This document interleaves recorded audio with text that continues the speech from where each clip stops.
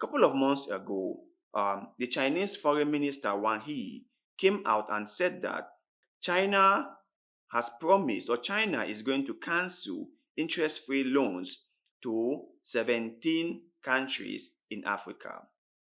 It's been months now, and I haven't heard anything about it. So I do not know if they have come through with the loan forgiveness program.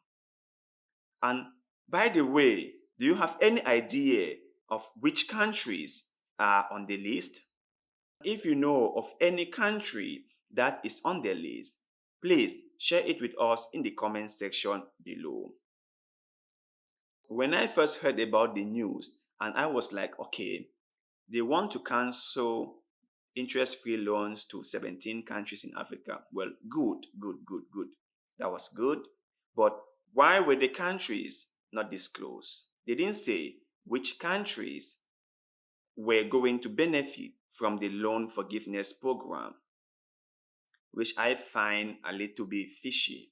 They will just come out with something like that in order to gain favor from African countries, and they will just make it very vague so that everyone or all the 53 or 54 countries in Africa run to them. They all want to be on the list. Right now, China is the biggest creditor to Africa.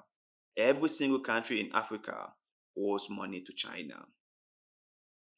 But there's this article I saw that I want to share with you guys. But before that, okay, I want to ask, I want you guys to share your experience or your opinion with me in the comment section. Has China's money been put to good use in your country? Has all the debt taken by your elite or by your leaders from China been put to good use, or they have simply been embezzled? Because mine, I can't show anything significant that has been done with Chinese loans in my country. But maybe your own country might be better. Okay, maybe your leaders are more responsible, or your leaders have much more love for your country and for you guys. So they have done things in a different way. So please, let us know in the comment section below, okay? And now let's continue with this article. The article headline says, Africa needs more help with its Chinese debt. Chinese debt in Africa is like up here. African countries have borrowed so much money from China, and sometimes it's even difficult for them to pay it back. It's really, really difficult for them to pay it back. So let's continue with the article. As interest rates climb higher and the global economy sags towards recession, developing nations in debt distress are stumbling under the weight of some 237 billion due to foreign creditors. According to Bloomberg bond data, Sri Lanka may have been among the first to buckle, but Kenya and others are finding it hard to keep their footing too. Wow, Kenya owes China like a lot. China is heavily invested in Kenya. In fact, the railway that they built is losing money by the day. It's losing so much money. The railway has been considered as one of the failed projects in Kenya. But let's continue with this story. Kenya officials said last month they would ask China to extend the repayment period on 5 billion worth of loans, with an incoming cabinet minister telling parliament that the debt is choking Nairobi's economy. Wow.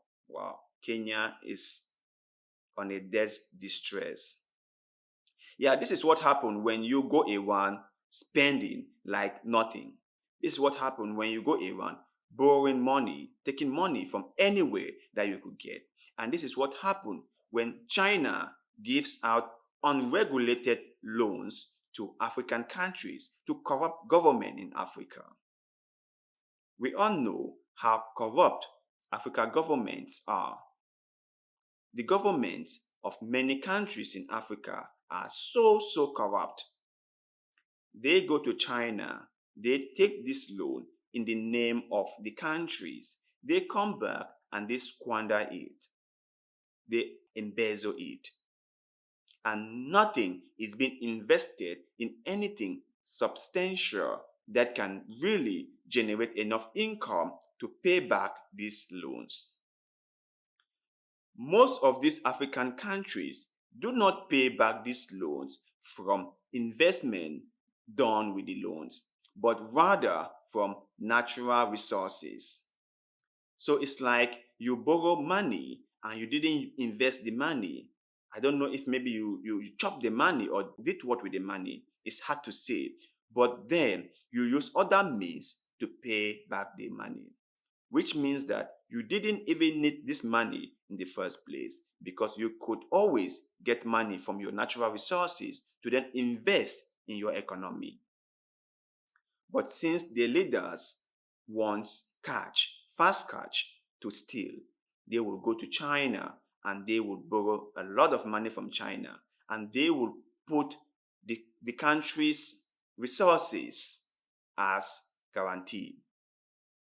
That is why if they are unable to pay this loan, China can just take anything that China wants to take.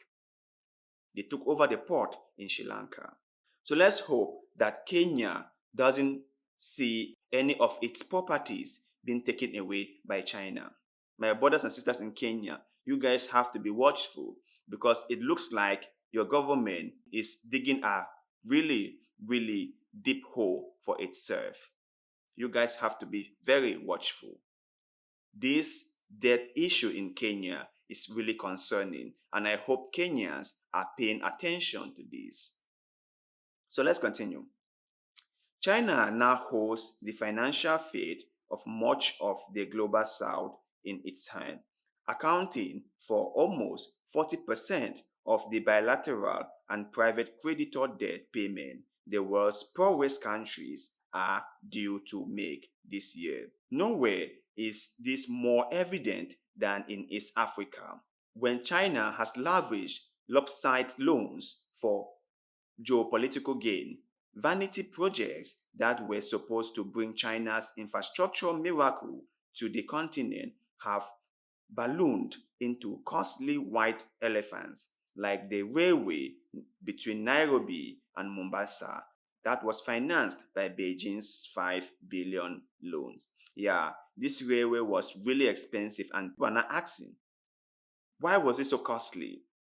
Why did we have to spend so much money on this railway? And why is this railway not making any money?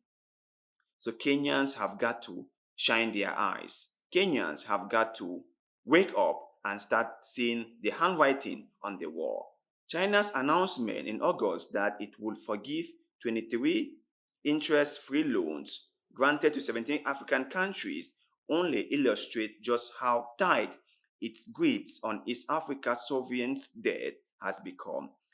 Foreign Minister Wang Yi's stony silence on just how much had been forgiven and to which countries speaks to the secrecy of Chinese lending and the opacity that makes its debt traps so intractable. Yeah, I had the same feeling also. Like, why make it silence? And how much money are you going to forgive? They didn't say anything. They just said we are going to forgive 23 interest-free loans to 17 countries in Africa. How much is that amount to? Nobody knows.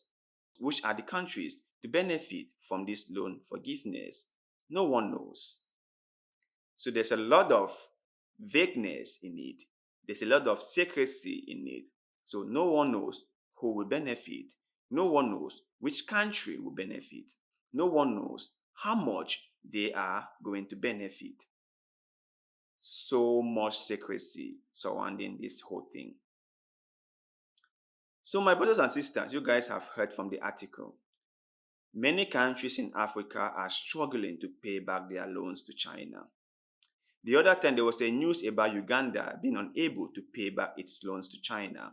People were speculating that China plans to seize the only airport that Uganda has. That's the Kampala International Airport. And now we are also hearing of Kenya in serious debt distress. My brothers and sisters, these are difficult times. Let us know your thoughts and opinions in the comment section below. What can we do to avoid being in such a situation?